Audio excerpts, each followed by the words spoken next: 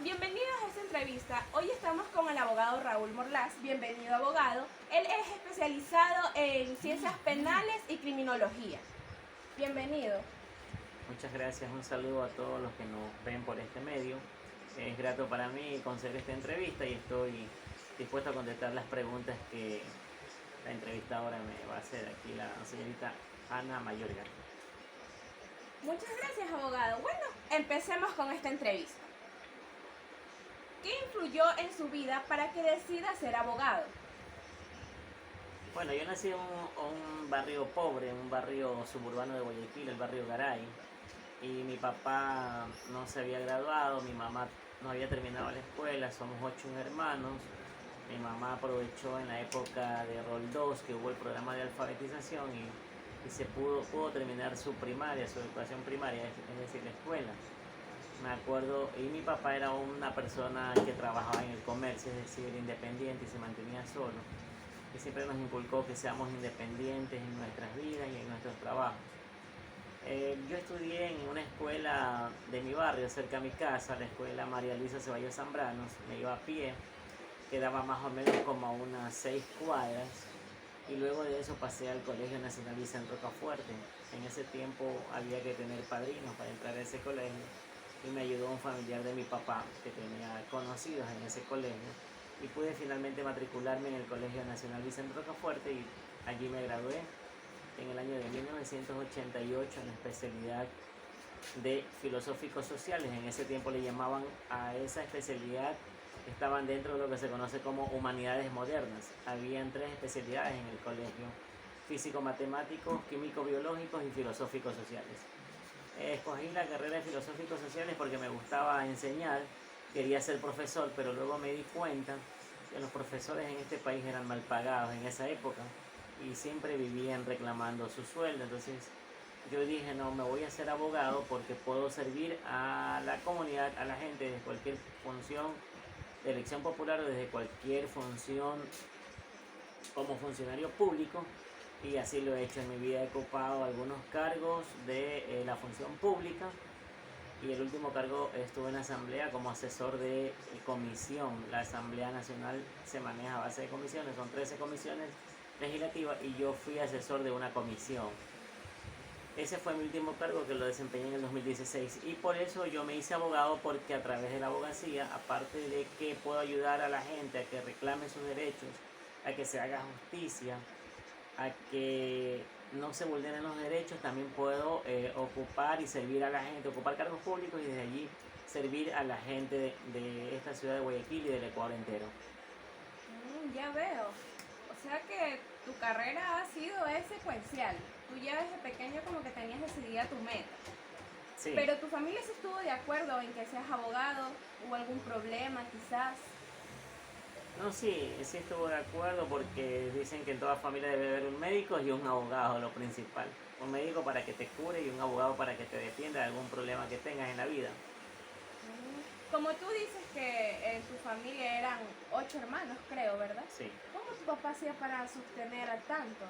¿Cómo te sostenías tú en ese tiempo?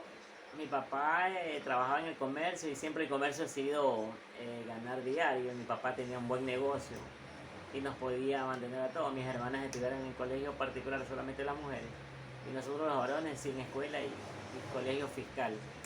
Entonces ya no gastaba en lo que es pensión ni en matrícula, solamente en matrícula, porque los colegios fiscales siempre cobraban matrícula en esa época. Y perdón que te interrumpa, pero, o sea, yo he investigado para poder hablar contigo y me dijeron que trabajabas en las calles. O sea que ha sido dura tu vida para llegar hasta donde estás hoy, podría decirse. No tan dura, porque sí soy hijo de familia, viví con mi papá y mi mamá, mis hermanos. Mi papá proveía en la casa, mi mamá le ayudaba también en el negocio y nos atendían bien, pero sí teníamos carencias. Por ejemplo, éramos 8, mi papá nos compraba, un ejemplo, si tenía que comprarnos zapatos, eran 8 pares de zapatos, uno para cada uno. Entonces teníamos para todo el año lectivo un par de zapatos que teníamos que cuidarlo. En ese tiempo la marca Bunky nos duraba. Entonces teníamos que hacerlo durar. Así mismo los cuadernos los compraba por mayor, compraba por docena los cuadernos, cosas que salían baratos, los útiles escolares. porque cada uno de nosotros nos pedían cuadernos, libros, plumas, lápices. Todo eso mi papá vendía incluso, distribuía a los bazares y se nos hacía fácil completar la lista de útiles. Y como a mí siempre me gustó trabajar y tener dinero, yo me iba de pequeño a cuidar carro, eso de los 12 años o 10 años al comisariato. Y a la escuela llevaba algún negocio, tangos, mandarina, alguna cosa para venderle a mis amiguitos y me ganaba plata. Me inculcaron el comercio desde pequeño. Y en el colegio lo mismo. A veces llevaba tangos a vender y ya yo tenía dinero. Invertía en una funda de tangos y vendía y sacaba mi ganancia. Ah, ok. O sea, que tu familia ya te inculcó desde pequeño, podría decirse, el trabajo. ¿Por qué decidiste ejercer la profesión independientemente? Porque ya a raíz de que uno se hace abogado, uno es profesional y tiene que ya desempeñarse por cuenta propia. Dentro de la abogacía hay puestos dentro de la función judicial, de la fiscalía, del municipio, del gobierno. Hay puestos para abogados, pero hay que ser afín a esos partidos políticos o a las personas que están ejerciendo la dirección política o la administración del Estado, la administración pública en este país. Como ya no soy afín a ningún partido ni a ningún grupo ideológico específico en el Ecuador, me dediqué a desarrollar mi profesión que se llama en el ejercicio libre de la profesión de abogado, y tengo mi propia oficina y tengo mis propios clientes y de eso vivo y me mantengo hasta en la actualidad. Pero cuéntame esto podría decirse algunos casos. ¿Te ha tocado algunos casos difíciles? Todos los casos son difíciles, hay que saberlos. Primero, estudiar, por eso casi la mayoría de las oficinas se llaman estudios jurídicos. Hay que estudiar cada caso en particular, ver si se han cometido o no vulneraciones a los derechos que acarreen alguna nulidad, y de ahí ver estrategias de defensa, o sea, cómo defender a alguien que ha sido acusado o cómo restablecer los derechos a alguien que reclama sus propios derechos, ¿no? Por ejemplo, me ha tocado casos difíciles cuando me ha tocado defender a personas acusadas de delitos sexuales en contra de niños. Normalmente por ética profesional no los asumo, pero cuando veo que es una acusación sin fundamento, injusta o infundada o falsa, ahí sí los defiendo, porque muchas veces utilizan a los niños para protervos fines, o sea, perjudicar a terceras personas por un interés económico. Entonces uno se da cuenta, pero cuando es en realidad que un niño ha sido abusado, yo no asumo la defensa del abusador, porque yo soy un amante de los derechos humanos y por ende cuido mucho la salud y el bienestar de los niños. Ah, ok. O sea que tú, podría decirte, si viene un caso, tú primero analizas la moral y te mantienes al margen si ves que no es factible. Claro, si veo que ese niño de verdad ha sido abusado, yo más bien apoyo al niño, o sea, no al abusador. Claro. ¿Algo que te arrepientes de tu vida personal o profesional? Eh, Hasta el momento no. Lo que veo que en el Ecuador sí hace falta educación que no nos dan en la escuela, en colegio, en la universidad. Y sí me arrepiento de no haber aprendido educación financiera que no nos dan para saber algo de cómo manejar nuestras finanzas, cómo emprender un negocio, cómo hacer autosuficiente en algún emprendimiento. Eso no nos dan aquí en la escuela, ni en el colegio, ni en la universidad, al menos que uno estudie una carrera de mercado o de comercio exterior, ¿no? Y tampoco nos dan educación para la salud, cómo debemos de nutrirnos, cómo debemos de cuidar nuestra salud, cómo debemos de alimentarnos para no padecer enfermedades, y si nos dan las enfermedades, cómo contrarrestarlas, que es muy sencillo. O sea, cuando ya uno aprende esto, yo lo he aprendido por cuenta propia, a través de libros, de capacitaciones virtuales, de información en las redes, en el internet, que uno puede ahorita tener al alcance el conocimiento en las manos. Usted googlea y saca cualquier información. Eso sí, hay que saber recopilar información y extraer de esa información lo mejor, porque no cualquier información que sale en el ciberespacio es válida. Porque le pongo un ejemplo. Mi abuelita puede opinar algo del corazón, pero ella, ¿qué sabe de las enfermedades del corazón? O sea, Claro. entonces hay que saber recopilar la información y hay que saber investigar a través del ciberespacio. ¿Algún sueño que tengas inconcluso? Sí, mi meta es llegar a ser parte de la función judicial en este país en calidad de juez, y en eso estoy luchando día a día. Si tuvieras la oportunidad de ocupar este cargo, ¿sería justo? Por supuesto, pues, porque ahí se ven los criterios de razón, intelecto, experiencia, justicia y raciocinio. Ok. Pero hay un tema de la corrupción en este sistema. ¿Qué opinas tú sobre la corrupción en el sistema de justicia? Claro, el sistema de justicia en este país es, al menos aquí en Guayaquil, es bastante corrupto. No puedo decir de todos, conozco jueces probos y fiscales muy probos dentro de la administración de justicia, de que no se dejan comprar ni se venden. También conozco de los otros, los que aceptan corrupción y que dejan en impunidad casos que deben ser sancionados por la corrupción o están en la cárcel inocentes porque simplemente esa gente no pudo tener dinero para poder pagar una buena defensa. Y aquí en eso sí se ve la corrupción. Hay una salsa muy famosa que dice la cárcel es para los pobres, lo he comprobado. Y es verdad, si alguien acusado que está detenido, preso, en una de las cárceles de nuestro país, que es casi como sentencia de muerte, porque matan dentro del interior de las cárceles, es que no tiene dinero esa persona y muchas veces ha sido inocente o es inocente, pero no lo ha podido demostrar con una buena defensa. Falta de recursos económicos, falta de dinero. El Estado le proporciona a un abogado de la Defensoría Pública, que para mi concepto son excelentes abogados, pero muchas veces igual así no logran que ellos sean declarados inocentes, pese a una buena defensa que le haya proporcionado la Defensoría Pública, simplemente por la corrupción. Ok. Bueno, ya estamos llegando al final de esta entrevista y quisiera decir, a ver si tienes algún consejo a nuestros jóvenes que aún están formándose como profesionales. Sí, yo le digo a los jóvenes y a todos los jóvenes que nos escuchan en este Guayaquil, Ecuador, Milagro y en todas las ciudades del Ecuador y del mundo, de que siempre busquen la excelencia. Como me hace acordar cuando decía el presidente Correa, no soy correísta, que decía, huyan de la mediocridad como de la peste. Es lo mismo que les puedo decir. Siempre busquen la excelencia, siempre investiguen, siempre descubran, siempre innoven, siempre transformen, porque son ustedes los que algún día vamos a transformar esta sociedad, una sociedad más justa, una sociedad de desarrollo, una sociedad independiente, una sociedad soberana. Ese es el mensaje que les puedo decir y para eso tenemos que prepararnos. Claro, así es. Estimados, hemos llegado al final de esta entrevista. Espero que te suscribas a mi canal y no te olvides de poner la campanita. Así que hasta pronto, chicos.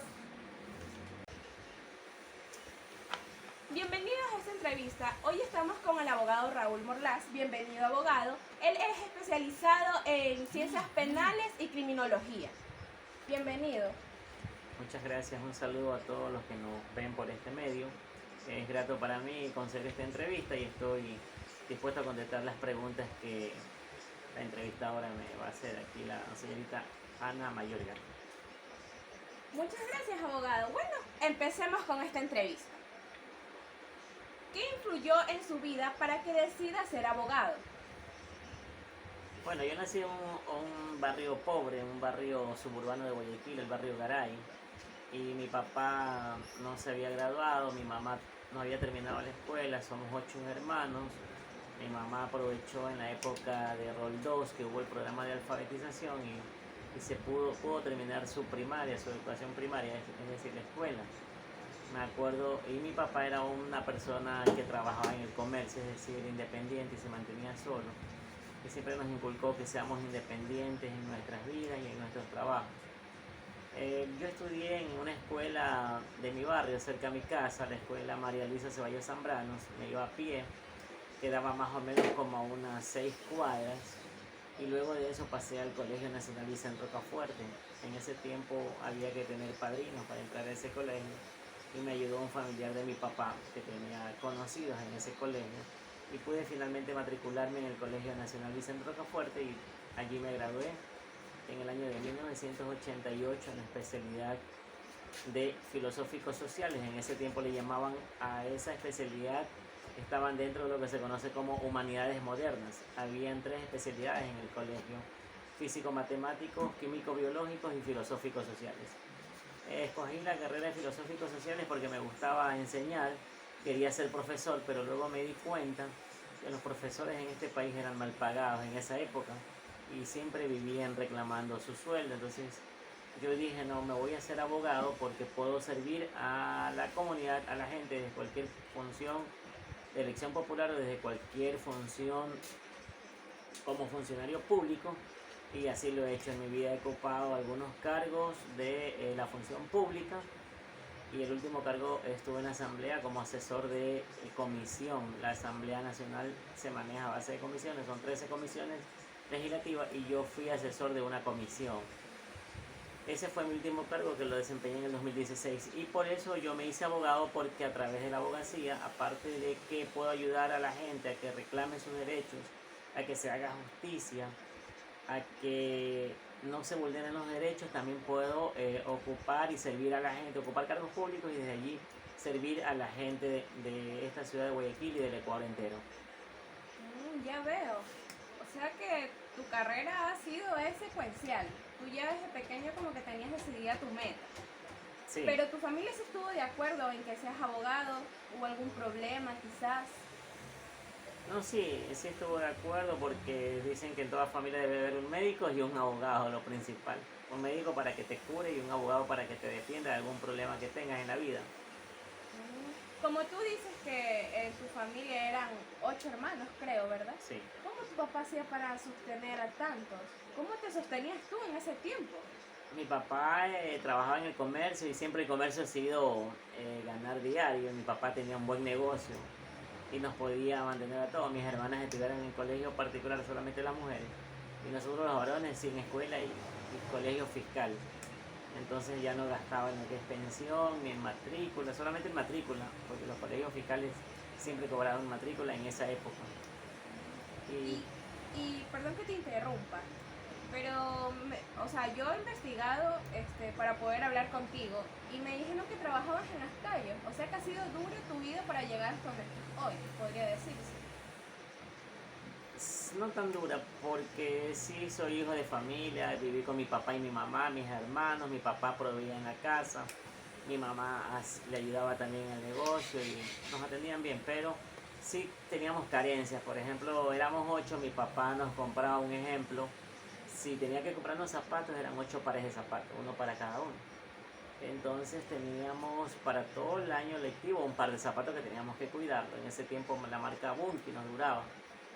Entonces teníamos que hacerlo durar. Así mismo los cuadernos los compraba por mayor, compraba por docena los cuadernos, cosas que salían baratos, los útiles escolares, porque cada uno de nosotros nos pedían cuadernos, libros, plumas, lápices. Todo eso mi papá vendía, incluso distribuía a los bazares, y se nos hacía fácil completar la lista de útiles. Y como a mí siempre me gustó trabajar y tener dinero, yo me iba de pequeño a cuidar el carro, eso de los 12 años o 10 años, al comisariato. Y a la escuela llevaba algún negocio, tangos, mandarina, alguna cosa para venderle a mis amiguitos, y me ganaba plata. Me inculcaron el comercio desde pequeño. Y en el colegio lo mismo. A veces llevaba tangos a vender y ya yo tenía dinero.